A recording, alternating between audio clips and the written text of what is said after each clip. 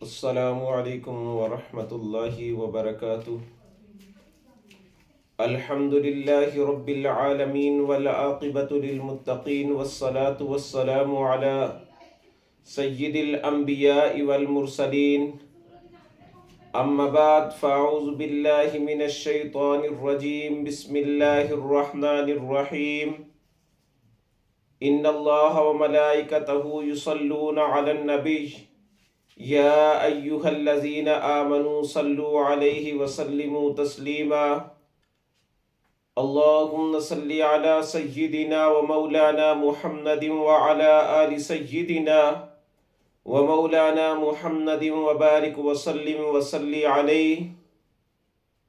اللہ رب العزت کی حمد و ثنا کے بعد پیارے آقا علیہ الصلاۃ والسلام کی بارگاہ میں درود و سلام کا نذرانہ پیش کرنے کے بعد، عزیز دوستو، جیسا کہ آپ کو پتہ ہے کہ مسلسل ہمارا ٹاپک سورۃ الفاتحہ کی تفصیل کے حوالہ سے چل رہا ہے، جس کا آج درس سورۃ الفاتحہ کی آیات نمبر 3،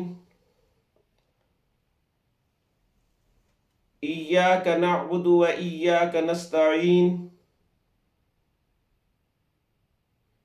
اس کی تفسیر کے حوالہ سے ہوگا۔ ایاک نعبد و ایاک نستعین، ہم تیری ہی عبادت کرتے ہیں اور تجھ سے ہی مدد مانگتے ہیں۔ عبادت کے لائق اللہ رب العزت کی ذات ہے۔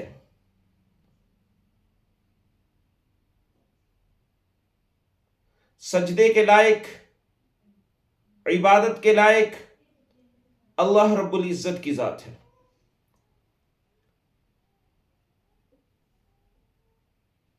اس کے سوا کوئی معبود نہیں اور اس کا کوئی شریک نہیں، نہ عبادت میں نہ ہی کسی صفات کے اندر۔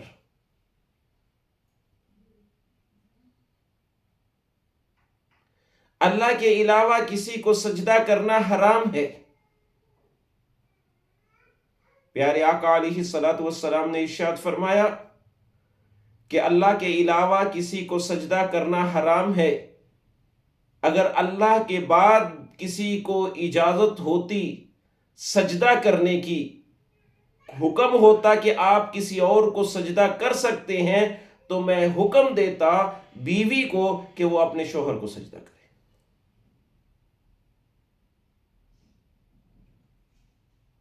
پہلی بات ہے، کوئی سجدے کے لائق ہے ہی نہیں اللہ کے علاوہ۔ عبادت بھی اسی کی ہے اور مدد بھی اسی سے مانگنی ہے، کیونکہ وہ قرآن پاک میں ارشاد فرماتا ہے، اے ایمان والو مجھ سے مدد طلب کرو صبر کے ساتھ، نماز کے ساتھ، بے شک میں صبر کرنے والوں کے ساتھ ہوں۔ اور پہلے کلمے کے اندر بھی اللہ رب العزت یہ ارشاد فرماتے ہیں، جب ہم پہلا کلمہ شہادت اور پہلا کلمہ پڑھ کر اسلام میں داخل ہوتے ہیں، تو اس کے اندر سبق ہی پہلا ہوتا ہے کہ نہیں ہے کوئی معبود سوائے اس کے، عبادت کے لائق بھی وہی ہے۔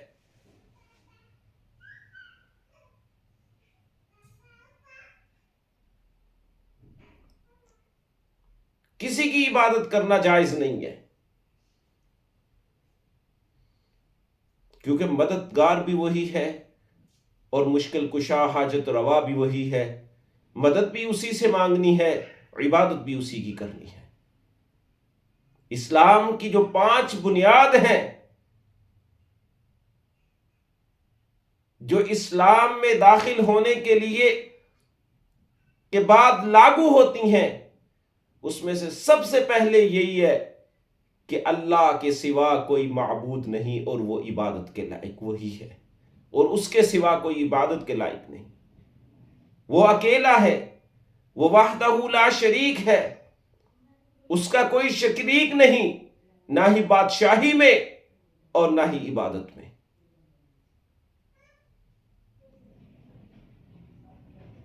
یہ سورت جو ہماری تفسیر کے حوالہ سے چل رہی ہے، سورۃ الفاتحہ، یہ تفسیر کے اعتبار سے بہت عمدہ اور بہت خوبصورت سورت ہے،